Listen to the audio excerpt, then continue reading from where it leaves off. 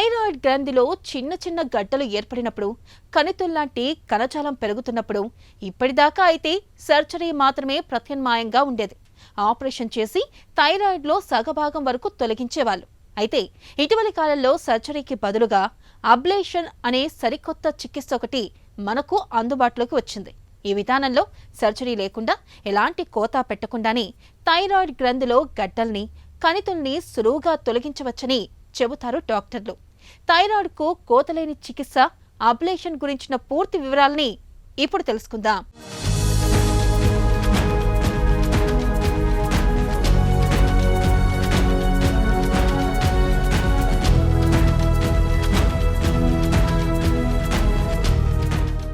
మన శరీరంలో ఎన్నో అవయవాలు, మరెన్నో విభాగాలు ఉన్నా వాటన్నింటిలోకి ఎంతో కీలకమైనది థైరాయిడ్ వ్యవస్థ. మన జీవక్రియలను క్రమబద్ధం చేసే అతి ముఖ్యమైన పనిని ఈ వ్యవస్థే నిర్వహిస్తుంది. ఇదిగో ఇక్కడ సీతాకోక చిలుక ఆకారంలో కనిపిస్తోందే, అదే థైరాయిడ్ గ్రంథి. శరీర అవసరం మేరకు నిరంతరం హార్మోన్లను స్రవిస్తూ మన ఒంట్లో జీవక్రియలు క్రమబద్ధంగా జరిగేలా చూస్తుంటుంది. అయితే ఈ గ్రంథి విడుదల చేసే థైరాక్సిన్ హార్మోన్ ఎక్కువైనా తక్కువైనా మనలో రకరకాల ఆరోగ్య సమస్యలు కనిపిస్తుంటాయి. థైరాయిడ్ లోపాలనగానే మనలో చాలా మందికి హైపో లేదా హైపర్ థైరాయిడ్ సమస్యలే గుర్తుకొస్తుంటాయి. అయితే వీటితో పాటు థైరాయిడ్ గ్రంథిలో గడ్డలు, కణితులు కూడా పురుడు పోసుకుంటూ ఉంటాయి. ఈ కణితుల్లో కూడా 90% ఎలాంటి హానికరం కానివే ఉంటాయి. థైరాయిడ్ నాడ్యూల్స్ అనేది సాధారణంగా one of the commonest thing అండి. మనం పాపులేషన్లో కానీ చూస్తే ఇంచుమించు అల్ట్రాసౌండ్ చేస్తే ప్రతి ఒక్కరికి 70% వరకు పేషెంట్స్లో రెగ్యులర్ పీపుల్లో థైరాయిడ్ నాడ్యూల్స్ అనేవి ఉంటాయి. ఈ థైరాయిడ్ నాడ్యూల్స్ అనేది ఆల్సో ఎక్స్ట్రీమ్లీ సేఫ్ అండి. అంటే దానివల్ల మెజారిటీ ఆఫ్ ద పేషెంట్స్కి ఏమి ఇబ్బందులు ఉండవు. ఉంటే ఒకవేళ కాస్మెటిక్ ప్రాబ్లం ఉండొచ్చు, లేదంటే కొంతమందికి కొంచెం పెద్ద సైజు ఉన్నప్పుడు పక్కన ఉండే ఆర్గన్స్ పైన ప్రెషర్ పెరగడం అనేది జరగచ్చు. ఇది మల్టీ ఫ్యాక్టోరియల్ అండి, ఒక కారణమని చెప్పలేము. ఇది చాలా కామన్. కొంచెం ఉమెన్లో ఈ థైరాయిడ్ నాడ్యూల్స్ కొంచెం ఎక్కువ ఇన్సిడెన్స్ ఉంటుందండి. ఈ థైరాయిడ్ నాడ్యూల్స్ ఒకవేళ వాపు ఉన్నా, ఏమన్నా ఇక్కడ మనకి ఫీల్ అయినా ఒక అల్ట్రాసౌండ్ చేయించుకోవడము ఫస్ట్ అది డయాగ్నోస్టిక్ ఎగ్జామినేషన్ అండి. మెజారిటీ 90% ఆఫ్ ద పీపుల్లో అల్ట్రాసౌండ్ చేయించుకోగానే ఈ థైరాయిడ్ నాడ్యూల్స్ వల్ల, అది క్యాన్సర్ వల్ల వచ్చే నాడ్యూల్సా లేకపోతే నాన్ క్యాన్సరస్ నాడ్యూల్సా అనేది ఒక అల్ట్రాసౌండ్లోనే చెప్పేయచ్చండి చాలా వరకు. కాకపోతే దాంట్లో ఒక క్లాసిఫికేషన్ చూస్తాము. థైరాయిడ్స్ అనే క్లాసిఫికేషన్ ఉంటుంది అల్ట్రాసౌండ్లో. సో దానికి ప్రతి నాడ్యూల్కి అల్ట్రాసౌండ్ అపియరెన్స్ పైన ఒక స్కోర్ ఉంటుంది.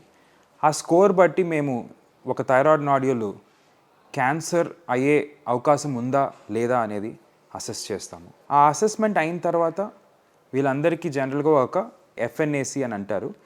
ఎఫ్ఎన్ఏసి అనేది ఒక చిన్న సూది పరీక్ష. లోకల్ అనస్థీషియాలో అల్ట్రాసౌండ్ గైడెన్స్ కింద ఒక చిన్న సూది పెట్టి ఆ నాడ్యూల్ నుంచి మనం శాంపిల్ తీసుకొని ఒక పెథాలజిస్ట్ దాన్ని ఎగ్జామిన్ చేస్తారు. ఆ పెథాలజిస్ట్ ఎగ్జామిన్ చేసిన తర్వాత దాంట్లో ఆ క్యాన్సర్ రిస్క్ అని ఉండే నాడ్యూల్స్ కొన్ని ఉంటాయి, లేదంటే డైరెక్ట్గా కొంతమందికి క్యాన్సర్ కూడా డయాగ్నోస్ అవ్వడం జరుగుతుంది. కానీ మనం చూస్తే ఈ 70% నాడ్యూల్స్లో చూస్తే ఒక 5% నుంచి ఒక 7% వరకే ఈ నాడ్యూల్స్ యాక్చువల్గా క్యాన్సరస్ నాడ్యూల్స్ ఉంటాయండి. కొంతమంది పేషెంట్స్కి థైరాయిడ్ నాడ్యూల్స్ అనేది టాక్సిక్ నాడ్యూల్స్ అని కూడా అంటారు. అంటే ఒక స్మాల్ పర్సంటేజ్ ఆఫ్ పేషెంట్స్కి ఈ నాడ్యూల్స్ అనేది థైరాయిడ్ హార్మోన్స్ ప్రొడ్యూస్ చేయడం వల్ల హైపర్ థైరాయిడిజం అనే ఒక కండిషన్ కూడా ఉండొచ్చండి. ఇలాంటి పేషెంట్స్కి మనం బ్లడ్ టెస్ట్ చేసినప్పుడు కూడా ఈ థైరాయిడ్ హార్మోన్స్ ఎక్కువ ఉండడం అనేది మనం తెలుసుకుంటాం. కాబట్టి వాటిల్ని ఈ టాక్సిక్ నాడ్యూల్స్గా డయాగ్నోస్ చేయడం అవుతుంది. థైరాయిడ్ గ్రంథిలో కణితులు పురుడు పోసుకున్నప్పుడు వాటి మూలంగా థైరాయిడ్ గ్రంథి భాగం బయటకు బాగా ఉబ్బి కనిపిస్తూ ఉంటుంది. గొంతు కింద కనిపించే ఈ ఉబ్బు కారణంగా చాలా మంది మానసిక వేదనకు గురి అవుతుంటారు. సర్జరీకి వెళదామంటే మనసొప్పదు. ఒకవేళ సర్జరీ చేయించుకున్నా గ్రంథిలో సగభాగం వరకు తొలగిస్తుంటారు. ఇలాంటప్పుడు థైరాయిడ్ గ్రంథికి పక్కన ఉండే కణజాలం, ఇతర నాడులు దెబ్బతినే ప్రమాదం కూడా ఉంటుంది. ఇక సర్జరీ తాలూకు కోతలు, ఘాట్లు, రక్తస్రావం, ఇన్ఫెక్షన్ల బెడద, హాస్పిటల్లో ఎక్కువ రోజులు ఉండాల్సి రావడం, ఇలాంటి ఇబ్బందులన్నీ ఉంటాయి. సర్జరీతో ఉండే ఇలాంటి అవస్థలు అన్నింటికీ చెక్ పెడుతూ ఆధునిక వైద్యంలో అబ్లేషన్ రూపంలో సరికొత్త చికిత్స ఒకటి ఇటీవల మనకు అందుబాటులోకి వచ్చింది. దీని సాయంతో థైరాయిడ్ గ్రంథికి ఎలాంటి కోత పెట్టకుండానే లోపల గడ్డల్ని, కణితుల్ని చక్కగా కరిగించేయచ్చని చెబుతారు డాక్టర్లు. థైరాయిడ్ నాడ్యూల్ అబ్లేషన్ అనే ఒక కొత్త టెక్నిక్ కొత్తదేం కాదు. చూస్తే ఒక 20 years నుంచి కూడా కొరియాలో చేస్తున్నారండి. ఈరోజు ఇప్పుడు వరల్డ్ వైడ్ అడాప్ట్ అయింది ఈ టెక్నిక్.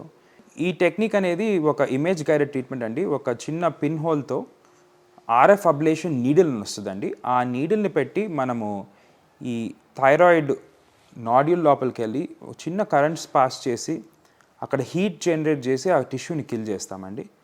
ఈ టిష్యూ చనిపోయిన దానివల్ల ఆ థైరాయిడ్ నాడ్యూల్ సైజు తగ్గి కాస్మెటిక్ కన్సర్న్స్ కానీ ఈ కంప్రెషన్ వల్ల ఉండే కన్సర్న్స్ కానీ ఈ రెండు కూడా తగ్గడం అనేది జరుగుతుందండి.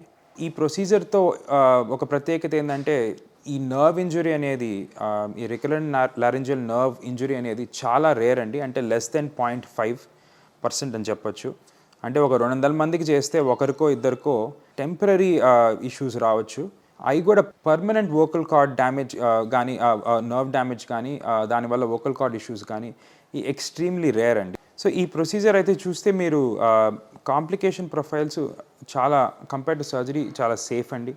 ఎలాంటి బ్లీడింగ్ రిస్క్స్ కూడా ఉండవండి. చాలా తక్కువ ఇన్సిడెన్స్ ఉన్న స్మాల్ పర్సంటేజ్లోనే ఈ బ్లీడింగ్ రిస్క్ అనేది కూడా ఉంటుంది. రీసెర్చ్ కానీ చూస్తే ఇప్పుడు ఆల్మోస్ట్ ఈ సర్జరీస్ చేసిన పేషెంట్స్లో 30% వరకు పేషెంట్స్కి సర్జరీ తర్వాత హైపోథైరాయిడిజం అనేది సాధారణం అండి. అంటే థైరాయిడ్ హార్మోన్ లెవెల్స్ తగ్గిపోవడం అనేది బాడీలో 30% ఆఫ్ ద పాపులేషన్లో చూస్తాము. థైరాయిడ్ అబ్లేషన్ కోత లేకుండా థైరాయిడ్ గ్రంథిలో కణితుల్ని కరిగించే లేదా తొలగించే సరికొత్త ఆధునిక వైద్య విధానం. సర్జరీకి ప్రత్యామ్నాయంగా మన ముందుకొచ్చిన ఈ ప్రక్రియలో రేడియో తరంగాలను ఉపయోగించి వేడిని పుట్టించడం ద్వారా థైరాయిడ్ గ్రంథిలోని కణితుల్ని కరిగించడం లేదా తొలగించడం చేస్తారు. అబ్లేషన్ ప్రక్రియలో థైరాయిడ్లోని ఇతర కణజాలం నాడులు ఏమాత్రం దెబ్బతినకుండా కేవలం గ్రంథిలోని కణితుల్ని మాత్రమే లక్ష్యంగా చేసుకుంటారు. ఈ అబ్లేషన్ ప్రక్రియ 3 రకాలుగా ఉంటుంది. మొదటిది రేడియో ఫ్రీక్వెన్సీ అబ్లేషన్. ఇందులో వేడిని ఉపయోగించి కణితిని కాల్చడానికి రేడియో తరంగాలను ఉపయోగిస్తారు. రెండోది లేజర్ అబ్లేషన్. దీనిలో కాంతి శక్తిని ఉపయోగించి ఆ కణితిని కరిగించడానికి లేజర్ కిరణాలను వాడతారు. మూడోది థర్మల్ అబ్లేషన్. థైరాయిడ్ గ్రంథిలోని కణితిని వేడి లేదా చల్లదనం ద్వారా నాశనం చేస్తారు. అబ్లేషన్ ప్రక్రియను లోకల్ ఎనస్థీషియాలో చేస్తారు. ఒక సూది లేదా కండక్టర్ను చర్మం ద్వారా థైరాయిడ్ కణితిలోకి చొప్పిస్తారు. ఆపై కణితిని నాశనం చేయడానికి రేడియో తరంగాలను లేదా లేజర్ కిరణాలను లేదా ఉష్ణం లేదా చల్లదనాన్ని ఉపయోగిస్తారు.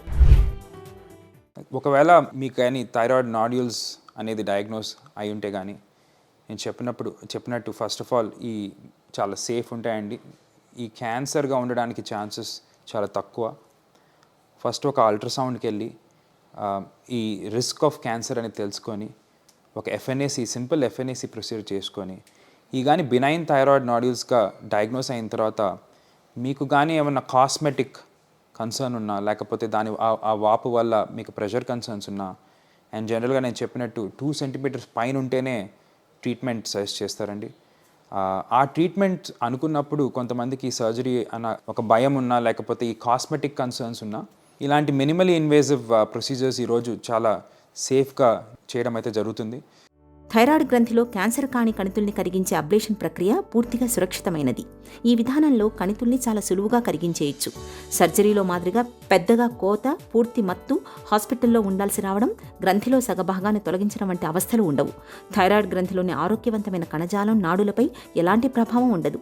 చికిత్స తర్వాత గ్రంథిలో మళ్లీ కణితులు పెరిగే ప్రమాదం కూడా ఉండదు. గొంతు కింద చికిత్స తాలూకు మచ్చలు మిగులుతాయన్న భయం అక్కర్లేదు. గంటల వ్యవధిలోనే అబ్లేషన్ ప్రక్రియ పూర్తవుతుంది. వెంటనే సాధారణ పనుల్లోకి వెళ్ళిపోవచ్చు. థైరాయిడ్ గ్రంథికి సర్జరీ అంటే భయపడే వారికి అబ్లేషన్ ప్రక్రియను నిస్సందేహంగా ఒక మేలైన ప్రత్యామ్నాయమని చెప్పుకోవచ్చు.